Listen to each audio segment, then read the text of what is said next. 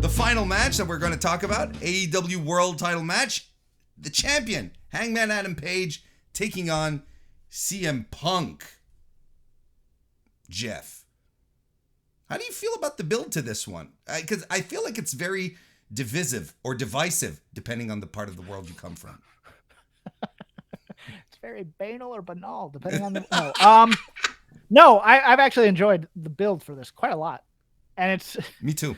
Weirdly, it's so weird what they've done with this build in some ways, because of the 1 week where Page is a little heelish and the next week where Punk is a little heelish.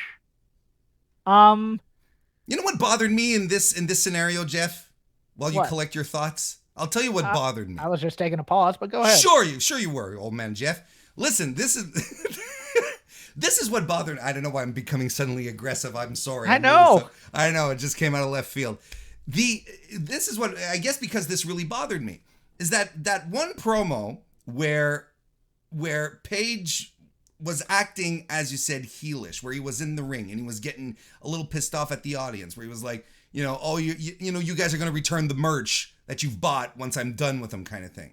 Right. Everyone starts going, oh, he's turning heel. And I'm like, where are the signs that he's turning heel? This bothered me to the utmost degree. This is where I realized that WWE has ingrained us with the idea that your babyface champions cannot be fierce. They cannot show passion. They cannot show that, a fierceness to defend their title against a challenger, which happens to be a guy who came into the company after you helped set it up. And suddenly he's the top guy and he thinks he's starting to run the place while you're the champion. Like, I can get where Adam Page is coming from. And actually, I'm like, I'm with you, Page. I get this. I'm actually with you. And I'm glad you're showing some grit, some anger as a world champion. I'm like, you're coming to get my title. You think this is going to be a cakewalk? You're in for a surprise, buddy. I'm ready for this. Okay, you're wrong though. And here's why. Wow. I have no problem with him just going after Punk. If that was the grit and fierceness, sure. But the added layer of calling things masturbatory Bret Hart tribute matches is heelish. Is it? In every way, yes. It's being dismissive of things that the crowd likes. Because the crowd likes Bret Hart. And you're pissing on Bret Hart there. So I think, look, if he had said, hey, Punk, if he had just made it about Punk, and Punk, then it's a fierce champion. Then it's like, look, you want me and maybe even being a little bit more defensive as champion in a way. I have no problem with that. And I think you're right. I think he hasn't shown enough fire in a lot of these feuds. And I think that's been the big Adam Page problem throughout this. Problem was he was going after people that are his fans.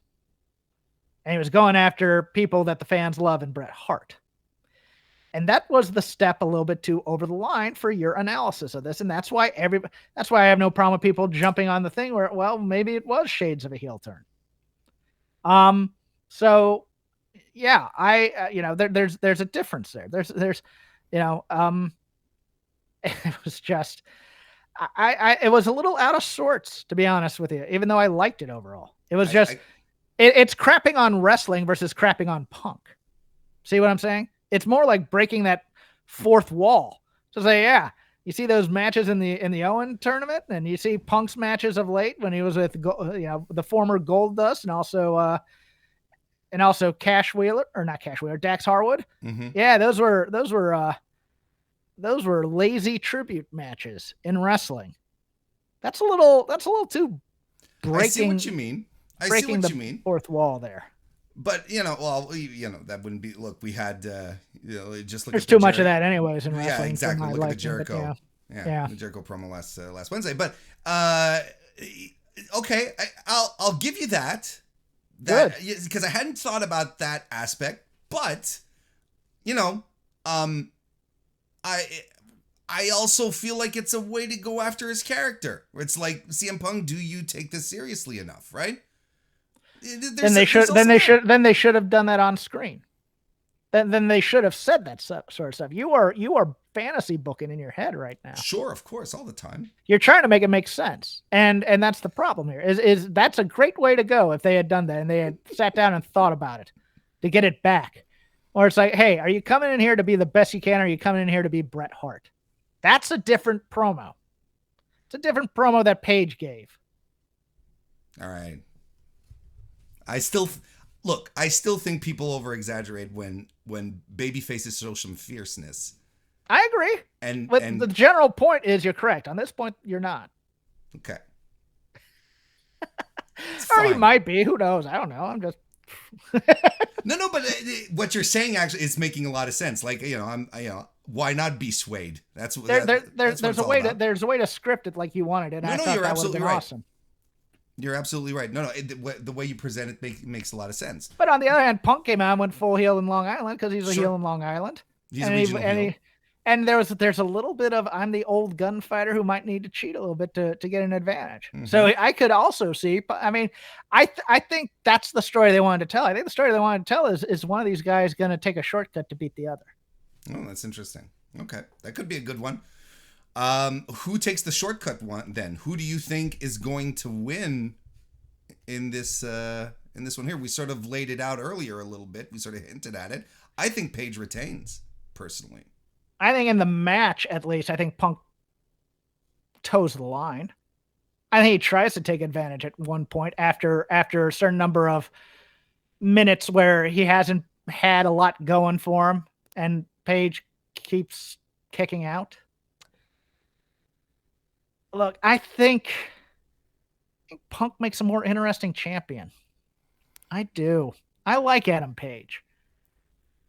I find him dull as dishwater on interviews, though, in terms of personality. Interesting. Okay. I think he appeals to the work rate type of people there. But that ain't my jam, man. I want somebody who can talk. And I think the problem was how they followed up his feuds. His feuds have never been that heated. What I really want is Wednesday. I don't want them to touch. I don't want them to even be in the same room together. I'd like a split screen promo type thing, perhaps, or even just separate promos building this thing up. And I want it to be hot fire. Well, they're announcing a face to face. They probably. I hope it doesn't come to blows. I hope they stay apart, and that'll be fine. I think the arena promo is going to be a problem, to be honest with you. But I mean, I think arena promos are overall ineffective in many, many ways. But we'll see there. I think we go back to what MJF said. I beat you in Chicago before. I beat you again. And one day when you have a title or you have something that's precious to you, I'm going to take that away from you in Chicago too. And I think MJF goes against Punk in Chicago, and I think he wins.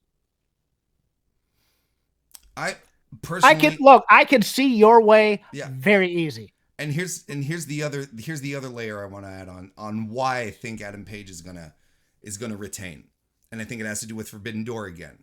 Because I think for Forbidden Door, there is no bigger match that you could book for that show than Kazuchika Okada versus CM Punk. There's no bigger match. Hangman? I don't think it's that big. Okay.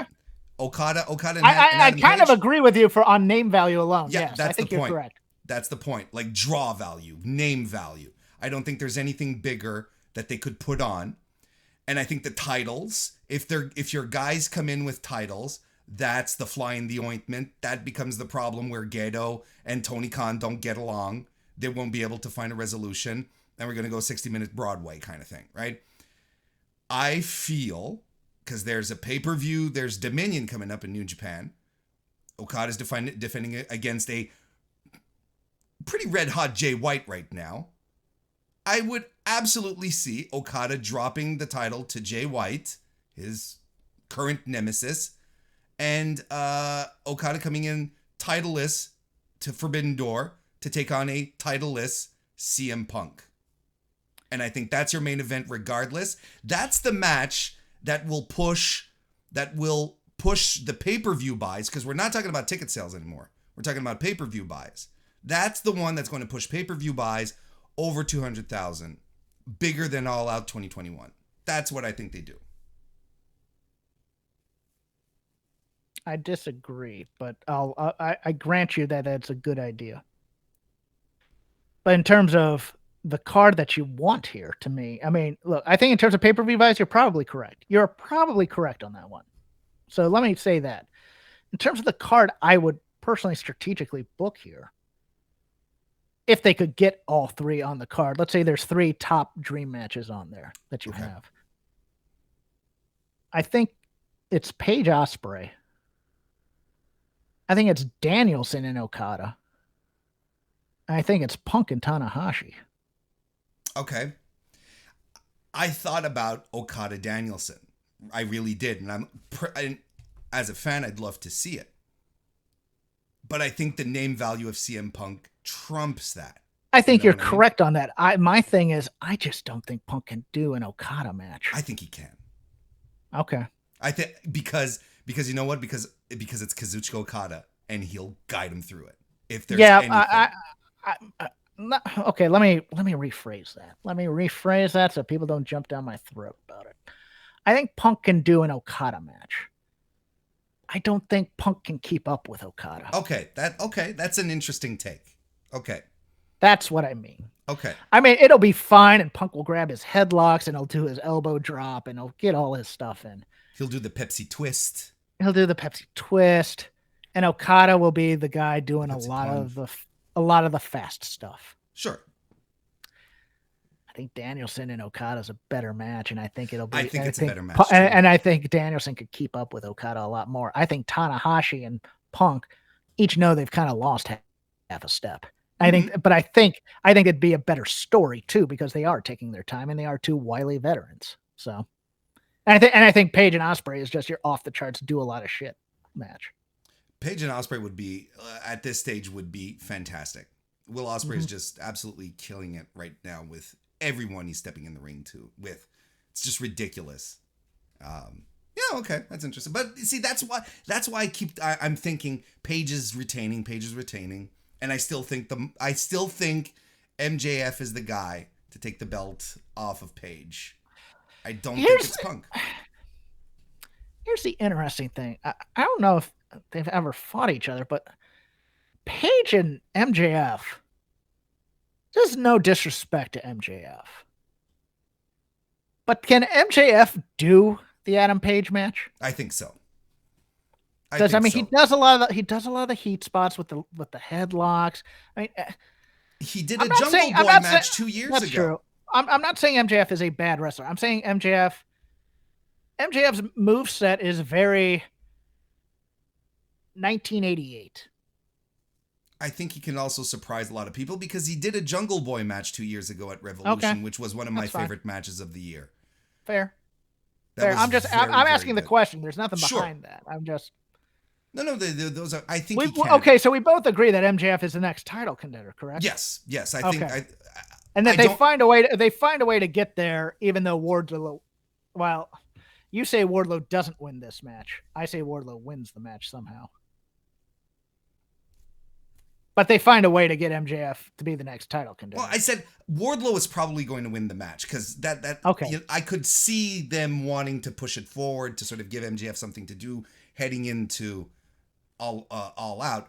But we both overall agree that no matter who wins the match, Punk or Hangman, that MJF is the next guy, and that you're probably belting MJF there, right? Yeah, absolutely. Okay. Absolutely.